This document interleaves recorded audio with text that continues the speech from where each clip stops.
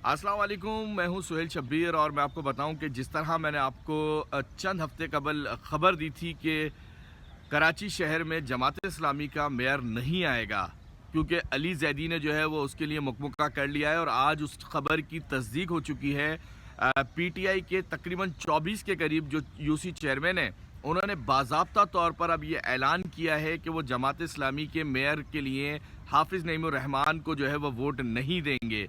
उस दिन यानी कि इलेक्शन वाले दिन वो ऐवान में नहीं आएंगे। इसका मतलब साफ है कि अब वो पीटीआई जो है वो जमात इस्लामी को वोट नहीं देगी और इस तरह पीपल्स पार्टी जो है वो अपना मेयर लाने में कामयाब हो जाएगी।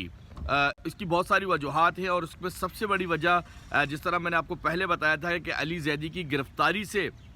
ये मामलात चल रहे हैं। वो गिरफ्तारी जिस अंदाज में हुई, बिल्कुल जिस खेल के साथ वो गिरफ्तारी हुई है और उसके बाद उनका छूटना, उसके बाद उनका इस्तेहकाम पाकिस्तान पार्टी में जाना और उसके बाद तवातर के साथ तमाम यूसी चेयरमैनों से राब्ते में रहना, और अब ये फैसला हुआ है कि यूसी चेयरमैन जो है वो जमात इस्लामी के किसी भी जो है वो